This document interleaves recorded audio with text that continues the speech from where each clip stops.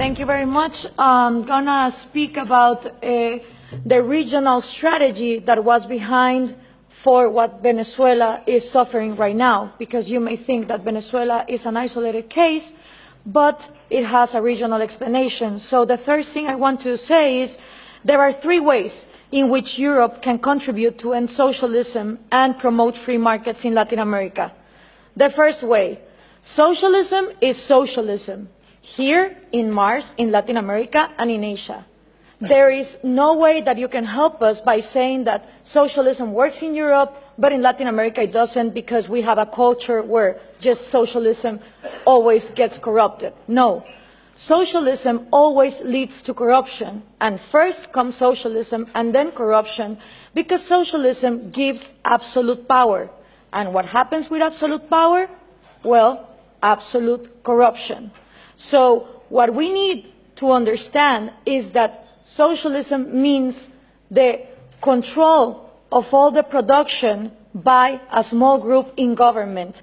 And that always leads to the same things: trade barriers, different rules giving privileges to some businessmen against other entrepreneurs that don't have those privileges, collectivism, crony capitalism, artificial oligopolies, insane labor regulations where the unions become way more exploitative to the employers than the people that are supposedly giving those jobs.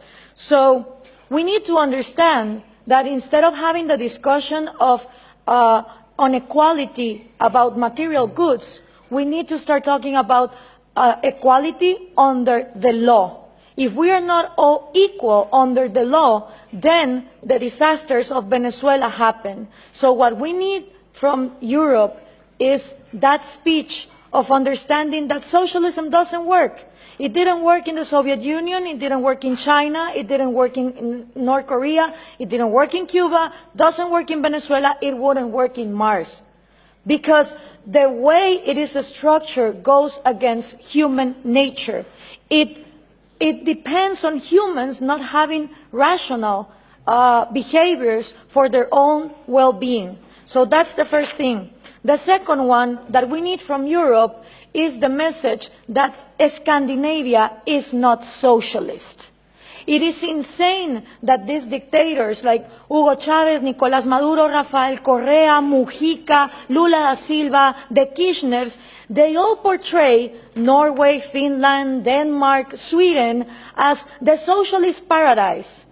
And the worst thing of all is that if you ask 10 Latin American young people if Scandinavia is socialist, 9 of them will say you yes. And there are a lot of things that we should copy from Scandinavia, but socialism is not one of them. Scandinavia is always ranking on the top of the Index of Economic Freedom and Human Liberty that the Cato Institute is now measuring. So if there's one thing that we should copy from Scandinavia, is property rights. It would be absolutely out of this planet to think that a Swedish major will wake up one morning and say, expropriate, nationalize your house. That just doesn't happen. So it is absolutely absurd that countries in Latin America that are in the low ranking of economic freedom portray Scandinavia as examples of socialism. But you know why this happens? Because the mixing of information also comes from Europe. Why? Because there's also this obsession with giving us aid instead of giving us trade. And the thing with foreign aid coming from Europe is that it finances the Marxist ideas, the NGOs that are against free market and that are against property rights. Let me give you an example. Most of people in Finland and Norway have no idea that their taxes they pay go to foreign aid for a Guatemalan NGO that is led by an indigenous Marxist leader, Bernardo Caal, who uses that money to be against hydroelectric power. Being Norway one of the countries #1 in hydroelectric power, where no one would think to close down a hydroelectric industry, they give tax-paying money to people in Guatemala that close down hydroelectric power. So if we are obsessed with this foreign aid given to Marxist leaders that are against property rights, free market, and the Western way of life, then we're not gonna be able to prosper. And according to trade, the European Union is fixated that they should trade with Latin America in regions, in blocks. Well, that is just not possible, because the region that I come from, which is Central America, the 5 smallest countries of all our region, Guatemala, El Salvador, Nicaragua, Honduras, and Costa Rica, right now, 2 of them, Nicaragua and El Salvador, are ruled by socialism of the 21st century. So how can I negotiate as a bloc when I have 2 countries that are not willing to open to free trade? And for these 3 ways to work, you need to understand something about Latin America. I had 2 slides, 2 pictures, if we could put them on, please. The first thing is Latin America has always been ruled by dictators. Then Fidel Castro comes in, and he is successful in making a Marxist guerrilla. In the moment that Castro comes in and he makes a Marxist guerrilla, all the countries in Latin America start copying and pasting that model. You had Marxist guerrillas everywhere, Guatemala, Nicaragua, Peru, trying to do the same thing as Castro, financed by the Soviet Union and with the intelligence of Cuba.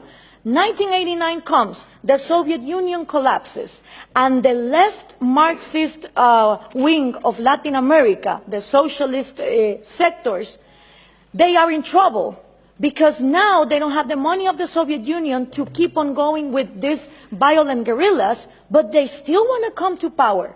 So what do? Well, Fidel Castro gathers together with Lula da Silva, and they form the first Forum of Sao Paulo.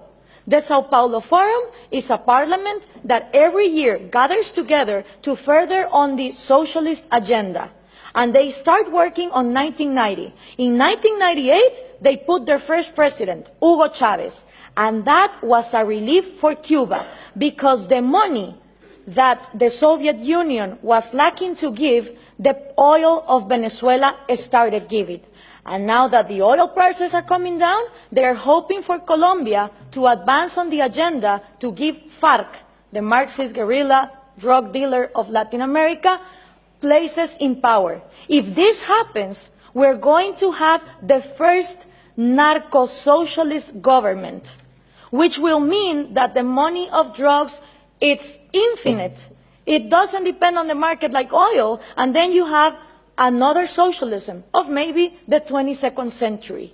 So what we need to understand is this regional strategy is not only put in place in Venezuela, it has been put in place and tested in Brazil, Argentina, Chile, Uruguay, Nicaragua, El Salvador. And the places where they haven't governed, they have people who are waiting to come to power. When we understand this, we also understand that when the Berlin Wall fell, and communism was a thing of the past, in Latin America, we voted for the so-called neoliberal governments, the right-wing presidents that were going to open the market. These people gathered together in the Washington Consensus, and they promised that they would give us free market. What did they do? They privatized everything. They privatized electricity, trains, radio stations, but they didn't liberalize them. They gave them as oligopolies and monopolies to their peers, and this created crony capitalism. But for most of the population, the one to blame was free market. I don't know if we can now put the picture, please.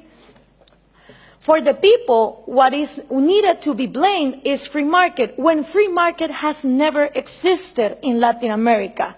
So it's always blaming the government, but expecting more government to come in and solve the problem, like this picture shows here.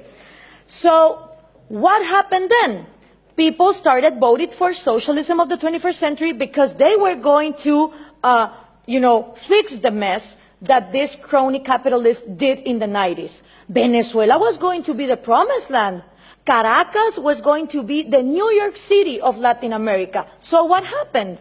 All these people get in power, Chavez, Lula, Correa, Evo Morales, and instead of finishing with the privileges, the crony capitalism, the oligarchies, they become even worse.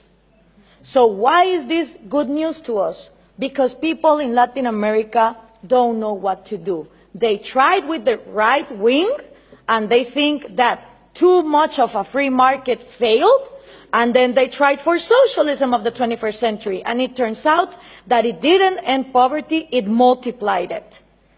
So right now, it's a great and excellent opportunity for people like us, for people who really defend liberties and freedom, not only economic liberties, but also individual liberties. Because in a moment where there is frustration to the left and to the right, and everything has been tried, and all of them are statists who want to control the economy, is great news for people like us who want to defend freedom. The examples given here from different regions of the planet demonstrate that freedom works.